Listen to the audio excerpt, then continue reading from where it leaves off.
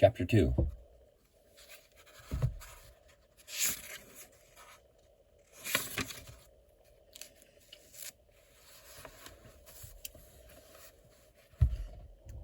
Chapter 2. The Social Psychological Function of Religion. Psychoanalysis is a psychology of drives or impulses.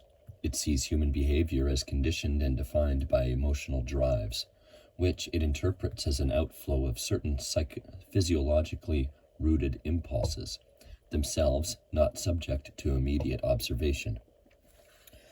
Consistent with the popular classifications of hunger drives and love drives from the beginning, Freud distinguished between the ego, or self-preservation, drives and the sexual drives.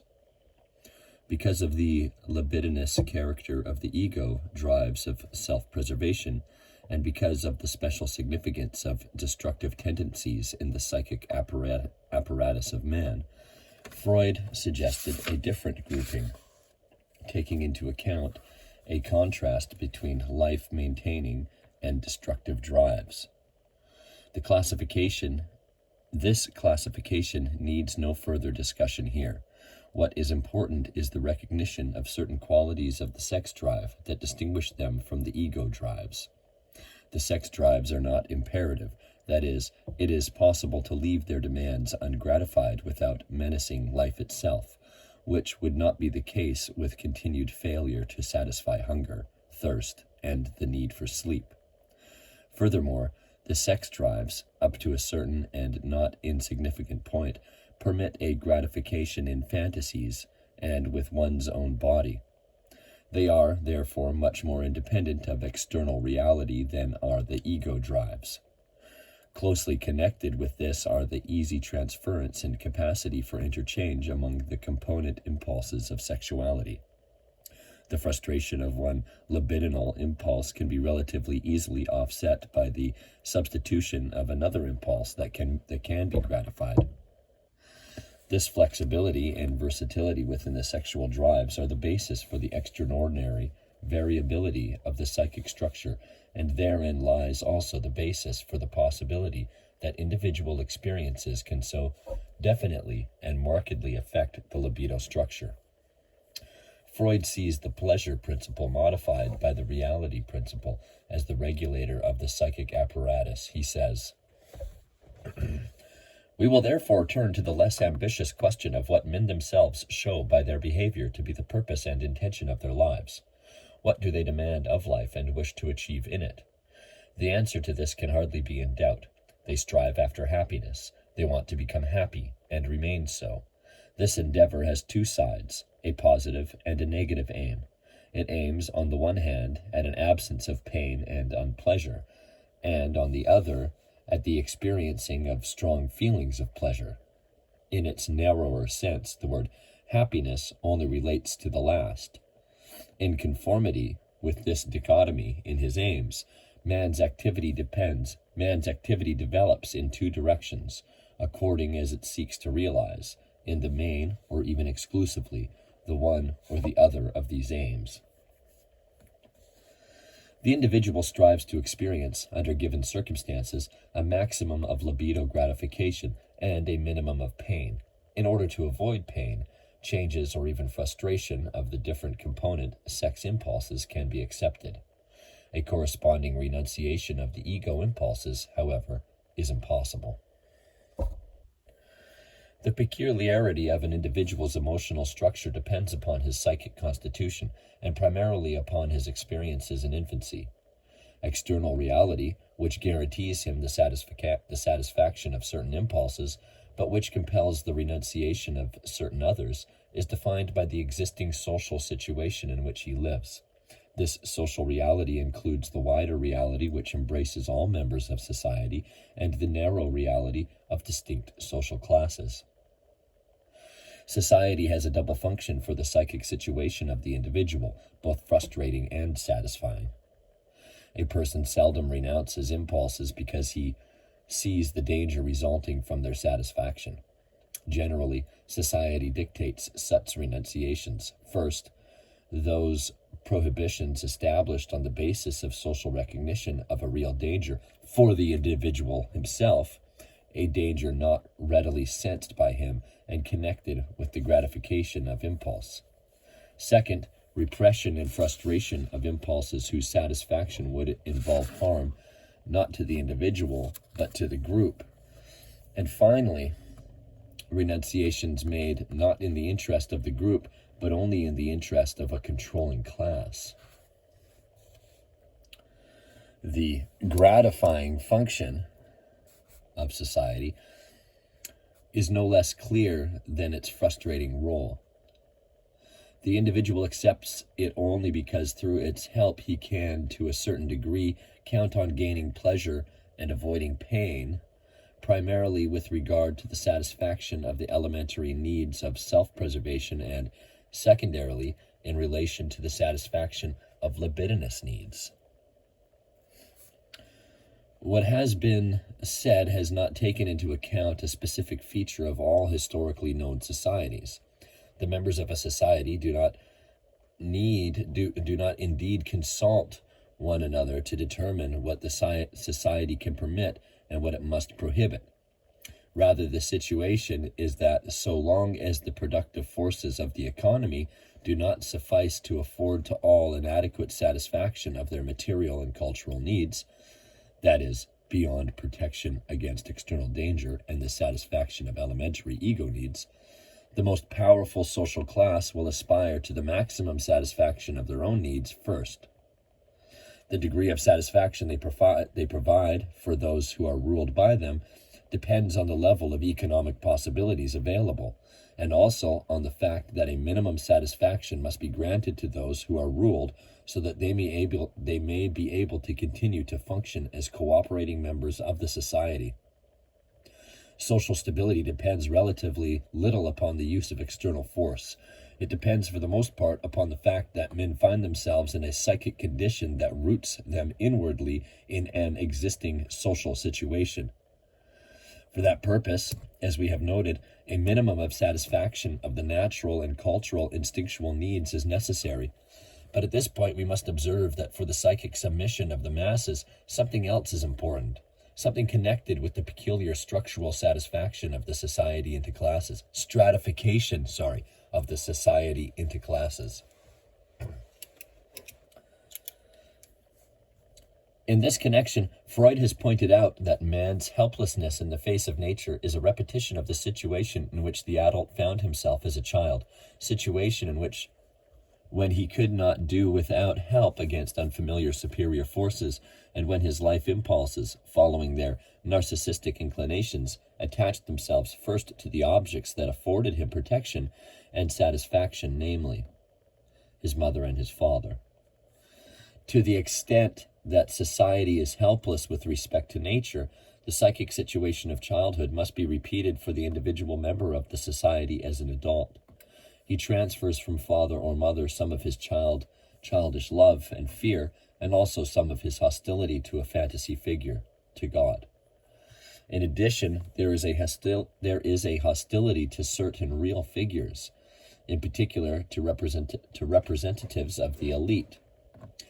In the social stratification, the infantile situation is repeated for the individual. He sees in the rulers the powerful ones, the strong and the wise, persons to be revered. He believes that they wish him well. He also knows that resistance to them is always punished. He is content when, by docility, he can win their praise. These are the identical feelings which, as a child, he had for his father, and it is understandable that he is as disposed to believe uncritically what is presented to him by the rulers as just and true, as in childhood he used to believe without criticism every statement made by his father. The figure of God forms a supplement to the situation. God is always the ally of the rulers. When the latter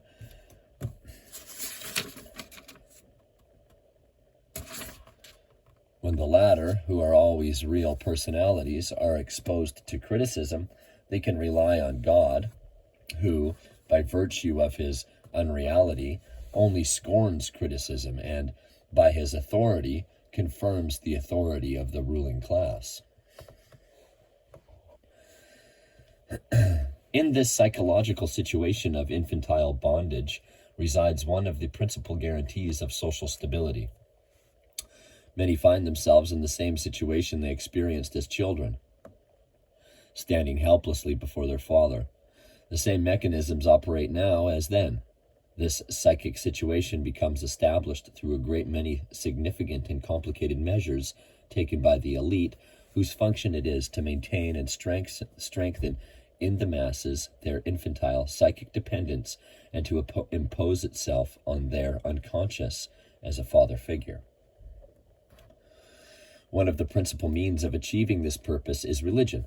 It has the task of preventing any psychic independence on the part of the people, of intimidating them intellectually, of bringing them into the socially necessary infantile docility toward the authorities. At the same time, it has another essential function. It offers the masses a certain measure of satisfaction that makes life sufficiently tolerable for them to prevent them from attempting to change their position from that of obedient son to that of rebellious son. Of what sort are these satisfactions? Certainly not satisfactions of the ego drives of self-preservation, nor better food, nor other material pleasures. Such pleasures are to be obtained only in reality, and for that purpose one needs no religion. Religion serves merely to make it easier for the masses to resign themselves to the many frustrations that reality presents. The satisfactions religion offers are of a libidinous nature. They are satisfactions that occur essentially in fantasy because, as we have pointed out before, libidinous impulses, in contrast to ego impulses, permit satisfaction in fantasies.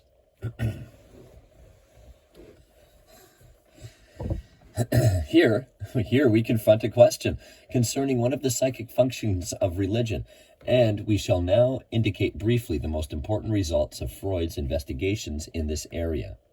In Totem and Taboo, Freud has shown that the animal god of totemism is the elevated father, that in the prohibition to kill and eat the totem animal, and in the contrary festive custom of nevertheless violating the prohibition once a year, man repeats the ambivalent attitude which he has acquired as a child toward the father, who is simultaneously a helping protector and an oppressive rival.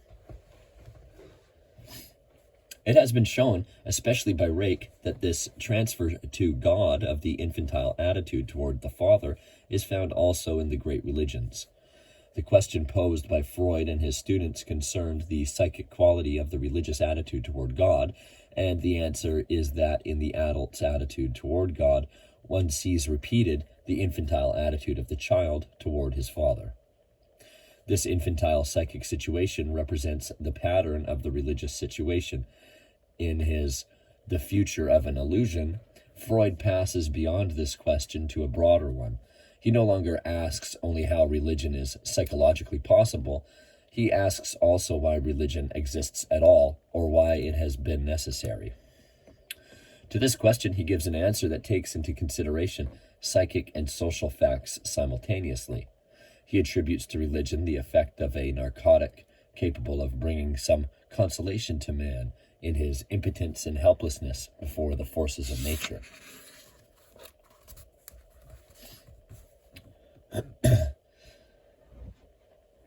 For this situation is nothing new. It has an infantile prototype, of which it is in fact only the continuation. For once before one has found oneself in a similar state of helplessness as a small child in relation to one's parents. One had reason to fear them, and especially one's father, and yet one was sure of his protection against the dangers one knew. Thus it was natural to assimilate the two situations. Here, too, wishing played its part, as it does in dream life. The sleeper may be seized in a presentiment of death, which threatens to place him in the grave. But the dream work knows how to select a condition that will turn even that dreaded event into a wish fulfillment. The dreamer sees himself in an ancient Etruscan grave which he has climbed down into, happy to find his archaeological interests satisfied, in the same way a man makes the forces of nature not simply into persons with whom he can associate as he would with his equals. That would not do justice to the overpowering impression which those forces make on him, but he gives them the character of a father. He turns them into gods, following in this, as I have tried to show, not only an infantile prototype, but a phylogenic one. Okay. In the course of time, the first observations were made of regularity and conformity to law in natural phenomena, and with this the forces of nature lost their human traits. But man's helplessness remains, and along with it his longing for his father and the gods. The gods retain their threefold task. They must exorcise the terrors of nature. They must reconcile men to the cruelty of fate, particularly as it is shown in death, and they must compensate them for the sufferings and privations which a civilized life in common man has imposed upon them. Freud thus answers the question, what constitutes the inner power of religious doctrines, and to what circumstances do these doctrines owe their effectiveness independently of rational approval? These religious ideas, which are given out as teachings, are not precipits of experience or end results of thinking. They are illusions, fulfillments of the oldest, strangest, and most urgent wishes of mankind. The secret of their strength lies in the strength of those wishes. As we already know, the terrifying impression of helplessness in childhood aroused the need for protection through love, which was provided by the Father, and the recognition that this helplessness would last throughout life made it necessary to cling to the existence of a Father, but this time a more powerful one. Thus the benevolent role of divine providence allies our fear of the dangers of life. The establishment of a moral world order ensures the fulfillment of the demands of justice, which have so often remained unfulfilled in human civilization, and the prolongation of earthly existence in a future life provides the local and temporal framework in which these wish fulfillments shall take place. Answers to the riddles that tempt the curiosity of man, such as how the universe began or what the relation is between the body and mind, are developed in conformity with the underlying assumptions of this system. It is an enormous relief to the individual psyche if the conflicts of its childhood arising from the father-complex conflicts, which it has never wholly overcome, are removed from it and brought to a solution that is universally accepted. Freud therefore sees the possibility of the religious attitude in the infantile situation. He sees its relative necessity in man's impotence and helplessness with respect to nature. And he draws the conclusion that with man's increasing control over nature, religion is to be viewed as an illusion that is becoming superfluous. Let us summarize what has been said thus far. Man strives for a maximum of pleasure. Social reality compels him to many renunciations of impulse, and society seeks to compensate the individual for these renunciations by other satisfactions harmless for the society, that is, for the dominant classes. These satisfactions are such that in essence they can be realized in fantasies, especially in collective fantasies. They perform an important function in social reality, insofar as society does not permit real satisfactions. Fantasy satisfactions serve as a substitute and become a powerful support of social stability. The greater the renunciations men endure in reality, the stronger must be the concern for compensation. Fantasy satisfactions have made the double function which is characteristic of every narcotic. They act both as an anodyne and as a deterrent to active change of reality. The common fantasy satisfactions have an essential advantage over individual daydreams by virtue of their universality. Universality. The common fantasy satisfactions have an essential advantage over individual daydreams by virtue of their universality. The fantasies are perceived by the conscious mind as if they were real. An illusion shared by everyone becomes a reality. The oldest of these collective fantasy satisfactions is religion. With the progressive development of society, fantasies become more complicated and more rationalized. Religion itself becomes more differentiated, and beside it appear poetry, art, and philosophy as the expressions of collective fantasies. To sum up, religion has a threefold function: for all mankind, consolation for the privations exacted by life; for the great majority of men, encouragement to accept emotionally their class situation; and for the dominant minority, relief from guilt feelings caused by the suffering of those whom they oppress. The following investigation aims to test in detail what has been said by examining a small segment of religious development. We shall attempt to show what influence social reality had in a specific situation upon a specific group of men, and how emotional trends found expression in certain dogmas, in collective fantasies, and to show further what psychic change was brought about by a change in the social situation. We shall try to see how this psychic change found expression in new religious fantasies that satisfied certain unconscious impulses. It will thereby become clear how closely a change in religious concepts is connected, on the one hand, with the experiencing of various possible infantile relationships to the father or mother, and on the other hand, with changes in the social and economic situation. The course of the investigation is determined by the methodological presuppositions mentioned earlier.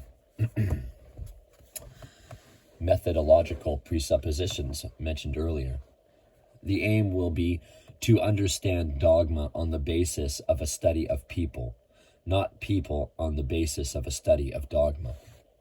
We shall attempt, therefore, first to describe the total situation of the social class from which the early Christian faith originated, and to understand the psychological meaning of this faith in terms of the total psychic situation of these people. We shall then show how different the mentality of the people was at a later period. Eventually, we shall try to understand the unconscious meaning of the Christology, which crystallized as the end product of a 300-year development. We shall treat mainly the early Christian faith and the Nicene dogma.